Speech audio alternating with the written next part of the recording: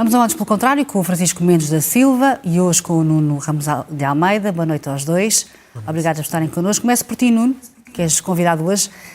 Perguntava-te porque é que achas que este plano não agrada nem à esquerda nem à direita? Eu não consigo saber o suficiente do plano para perceber quais são as suas linhas, porque há de facto algumas linhas de orientação e há uma verba. O primeiro impacto é a verba. A verba são cerca de 8% do PIB. Para nós termos uma ideia, o plano de ajuda da Troika foram 78 mil milhões, isto são 22,6 mil milhões, é quase o PRR, que são 22,2 mil milhões, e portanto é uma verba muito elevada. Aquilo que se percebe é que essa verba é distribuída, e continuando nos números, em 8,4 mil milhões que são dados pelo Orçamento do Estado e as autarquias, a Europa com 4,2 mil milhões os fundos europeus e depois uma parte de parcerias público-privadas que são 7,6 mil milhões. Portanto, há aqui um conjunto de dados numéricos e é um conjunto de estratégia. Nós não conseguimos perceber muito o alcance do plano e a sua realização, porque o Governo tem sido célere a apresentar números, célere a dizer que as coisas se resolvem depressa, mas aquilo que temos verificado muitas vezes é que essa vontade depois não é concretizada. Há, obviamente, alterações no plano da contratação pública, há tentativas de desburocratizar isso, há discussões sobre essas formas de fazer isso, não podem pôr em causa, de alguma forma, a transparência em relação aos gastos públicos, mas quer dizer, obviamente que a verba teria que ser muito grande. Vamos ver como é que no fim da aplicação dessa verba, porque também é num prazo de 8 anos, há cerca de 3 mil milhões por ano, as coisas vão acontecer, porque infelizmente, e esta é a última coisa que eu direi sobre isto, infelizmente aquilo que era excepcional pode se tornar regular e nós temos que ter, para além de uma estratégia que consiga recuperar dos prejuízos que foram causados por este tipo de fenómenos, algo que faça um reordenamento do território, um reordenamento das capacidades, de modo que, repetindo-se esses fenómenos, tenhamos uma capacidade maior de resistência a eles. Francisco, concordas com esta ideia da oposição, quer à esquerda, quer à direita, que isto é só mais um plano, e estamos todos um pouco fartos de planos, queremos medidas concretas? A mim custa-me criticar o plano pela mesma razão que me custa celebrá-lo, que é não sei o suficiente e não é, espero que compreendam, que não é expectável que um comentador que teve conhecimento do plano há 2 horas, e não tivemos conhecimento dele, tivemos conhecimento, tivemos todos, entre aspas, da propaganda do governo, que tenha que possa fazer uma avaliação muito profunda do plano. Eu acho que nestas circunstâncias nós temos que ter algum cuidado. Não foi claramente o cuidado que a oposição teve. Aliás, a oposição reagiu de uma forma, com aquelas fórmulas até bastante ridículas, que dizem, não, nós não queremos plano, nós queremos a ação. É a mesma coisa quando se aprova uma lei, bem, nós não queremos leis, queremos a ação. É um bocado ridículo, não é? Ou dizer que é propaganda. Claro que todos os governos fazem o seu embrulho político das coisas. Eu consigo, no entanto, acho que o que é importante talvez aqui dizer é que o Governo vai ser julgado no final da legislatura pelo grau de cumprimento deste plano. No fundo, o Governo jogou tudo neste plano. E jogou tudo porque, de facto, não tinha muito mais a jogar. O grande problema deste Governo, que normalmente é identificado pela maior parte dos críticos, incluindo os críticos à direita, é de que o Governo e até o próprio PST não tem uma razão de ser. Não é só a ideia do não haver reformismo. Não se percebe o que é que querem no fim da legislatura. No fim, quando o Luís Montenegro deixar de ser... Qual é que é o legado que quer deixar? E, na verdade, enfim, tragicamente e infelizmente, as catástrofes, as tempestades, deram uma razão de ser ao Governo. E isso vê-se deram-lhe um novo impulso. É preciso reconstruir o país e aproveitar essa reconstrução para fazer outras construções. Este plano tem uma parte de reconstrução, tem uma parte de obras públicas, por exemplo, as barragens, tem uma parte de reforma dos sistemas públicos, a proteção civil, mas não só. E, portanto, há um grande pacote que pode dar um novo impulso ao Governo. E, portanto, há um pacote legislativo, há o envelope financeiro e há o embrulho político. Esse embrulho político é aquilo que me parece que é, neste momento, mais fácil e se calhar mais notório, mais fácil identificar e, portanto, porque é mais notório, parece-me que é isso que o Governo quer. Um relançamento, um reinício do Governo, que aliás até encaixa um bocadinho naquela imagem que o Luís Montenegro, o Primeiro-Ministro, quer passar do Governo, que é um Governo que faz coisas, que é reformista, sem viés ideológico e, portanto, estas coisas, obras públicas, de reconstrução e etc., pode ser um impulso que não tem propriamente a ver com ser de direita ou ser de esquerda, mas termino como comecei. Isto é jogar tudo, ou jogar muito, porque se chegarmos ao final da legislatura, ou se chegarmos daqui a um ano, ou daqui a um ano e meio, e houver a ideia que ainda há um bocadinho hoje, que é o Governo correu a anunciar coisas que ia fazer, e respostas céleres, e depois as coisas estão um bocadinho a encontrar o atrito da administração pública, o atrito das seguradoras, etc., etc., parece-me que o Governo corre bastantes riscos. Que é, aliás, o que aconteceu em relação aos apoios depois destas catástrofes. Muitas Sim, era exatamente isso que eu estava. Vamos dar-vos um benefício da dúvida e vamos avançar.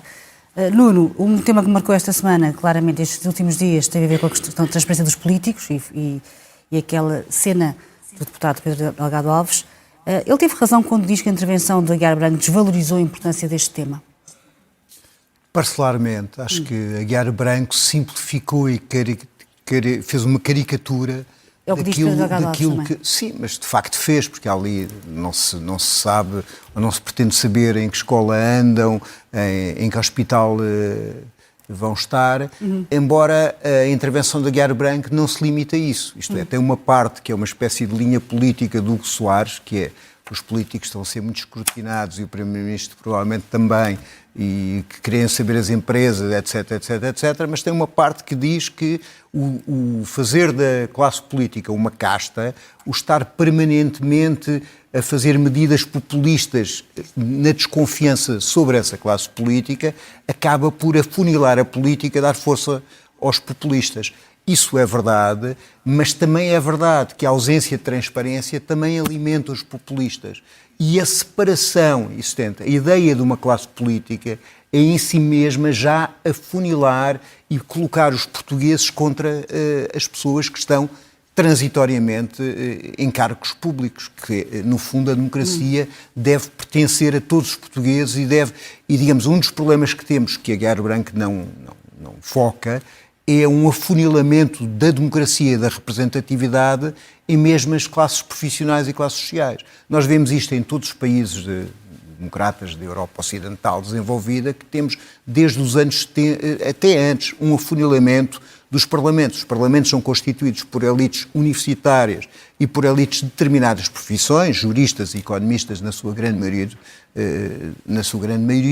que acabam por cortar a representação de outros setores da população. E as pessoas dizem, por exemplo, há um célebre livro sobre a tirania do mérito, diz, mas ter os gajos todos de Oxford e Cambridge no Reino Unido não é ter um parlamento melhor. Não, se calhar não é. As grandes reformas que foram feitas no Reino Unido foram por um governo que tinha gente que tinha alguns ministros com a quarta classe ou menos que a quarta classe, nomeado o Serviço Nacional de Saúde, a Segurança Social, etc. Quer dizer que há aqui um problema da democracia, que é o problema da representatividade e é o problema do cumprimento de determinados problemas. E é natural que pessoas que tenham uma vivência, que viveram esses problemas, tenham outra sensibilidade democrática, outra sensibilidade social. E é por isso mesmo que digamos, a parte de Aguiar Branco fica muito nas questões de estão a ter medidas populistas, a não levantarem os ordenados, os melhores não vêm para esta carreira, etc. Esta história das portas giratórias está a ser muito exagerada, quando necessariamente tem que haver cuidado nessas matérias. Nós vemos nos governantes portugueses das Finanças e do Ministério da Economia que grande parte posteriormente passa para grandes grupos financeiros em que eles tiveram que negociar. Nós temos o caso exemplar do Ministro das Obras Públicas, que negociou com a Lusoponte e acabou a dirigir a Lusoponte. Isto é, a lei como existe não impede as pessoas de trabalharem no setor onde têm a sua experiência. Impede as pessoas de trabalharem em empresas em que concederam subsídios, em que concederam determinadas coisas, e parece-me difícil não haver isto. Mas acho que o problema da democracia vai mais longe, embora o que o Guiar Branco disse mereça que se pense, vai mais longe do que ele disse. Francisco, Guiar Branco confundiu, ou quis confundir aqui escrutínio e transparência com voyeurismo e populismo? Eu concordo com o Nuno naquilo que ele disse quando começou a intervenção, que é sobre nós estarmos a discutir isto com base em caricaturas. Eu acho que os dois lados nunca discutem o lado oposto, discutem a caricatura que existe do lado oposto. E eu acho que eu sobre o Pedro Delgado Alves tenho que dizer que, enfim, estamos a falar de conflitos de interesse, eu tenho um conflito de interesse que sou amigo dele.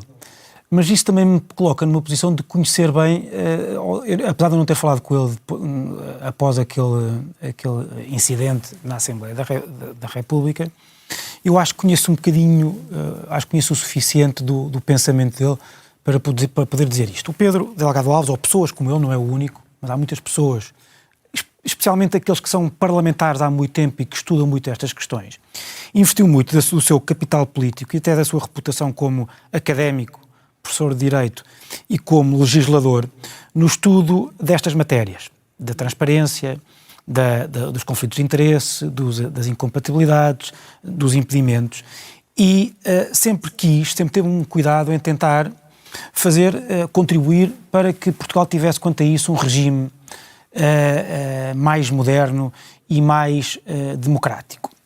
Muitas vezes, pessoas como o Pedro Delgado Alves são até gozados, não só por adversários políticos, mas por pessoas dos seus próprios partidos, porque têm preocupações bizantinas, ou porque são exagerados, ou porque estão contaminados, lá está a tal caricatura, ou porque estão contaminados por uma certa vontade de impedir que as pessoas possam ter uma vida de serviço público.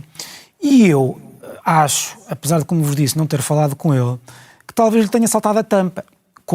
Acho que é isso que explica aquela atitude. É um bocadinho, eu não teria aquela atitude, também não acho que tenha sido um desrespeito para com o Presidente da Assembleia da República. Foi uma forma de mostrar repúdio pelo discurso. Eu acho que saltou, eu não o faria, até porque eu não teria o mesmo grau de crítica do discurso. Eu não o faria, mas admito que lhe tenha saltado a tampa. Aliás, devo dizer que... Não há o risco, desculpa interromper, de legitimar depois outros comportamentos que normalmente são criticados. Não acho que por uma razão, porque, não? em primeiro lugar, porque não estamos a falar da mesma coisa. Vamos comparar. Não estamos a falar dos insultos, dos gritos, da utilização da fachada da Assembleia da República para pôr propaganda política, em dias de sessões solenes, como o Chega fez. Não estamos a falar da mesma coisa. Aliás, devo dizer que, se assim fosse, as pessoas que criticaram o Pedro Delgado Alves, muitas delas, que estão sempre caladas ou a desvalorizar ou a normalizar os comportamentos do Chega, estariam nesta posição também, numa posição... Devo dizer que eu vi algumas coisas que só não me levaram à náusea porque o meu organismo já está habituado a estas cambalhotas argumentativas e intelectuais. Mas deixa-me só dizer-me duas coisas para terminar rapidamente.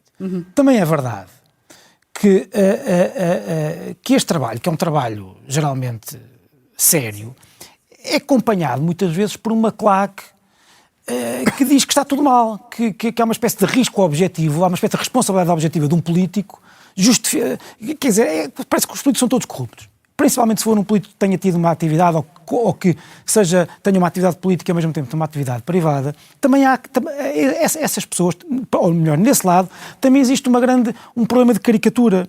Também existe um problema de caricatura e portanto, não há um... Eu sou advogado, como sabem, não tenho atividade política ativa, mas já tive atividade política, mas cada vez que há... Eu não digo nada quase sobre estes temas, porque cada vez que alguém que é advogado resolve dizer qualquer coisa sobre isto, quer dizer, tem logo um label por cima a dizer que está a querer defender interesses e, portanto, eu me apetece sobre esta matéria não ter opinião nenhuma, para não pôr na linha de fogo.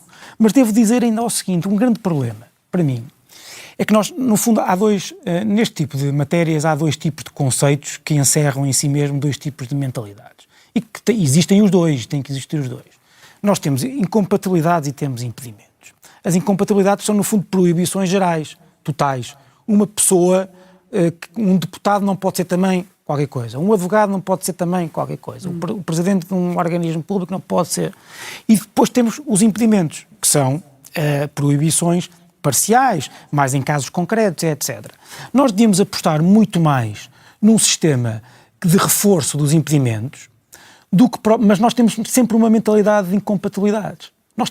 A mentalidade com que nós abordamos, tipicamente, esta questão não é a mentalidade de como é que nós vamos montar um sistema que permita, caso a caso, ver se uma determinada pessoa pode ou não tomar aquela decisão. Não. Nós, com o medo, com esta obsessão, com limitar e controlar tudo, nós mais vale fazer essas proibições tipo lençol. Põe-se uma proibição por cima de tudo, mais vale proibir à partida, e aí sim pode haver um problema de limitação do acesso de pessoas à atividade pública, à atividade política. Há, no fundo, dois sistemas que deviam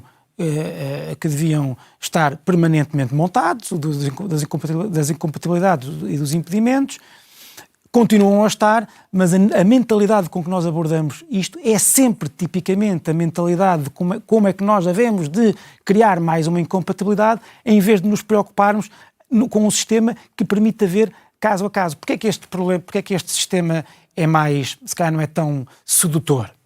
Em primeiro lugar, porque dá mais trabalho. É um facto. Em segundo lugar, e para terminar, desculpa Ana, porque não nos permite fazer a caricatura dos políticos como gostamos de fazer. Muito bem, temos 3 minutos, meus senhores, portanto vamos ser rápidos. 1 minuto e meio cada sobre a situação do PS.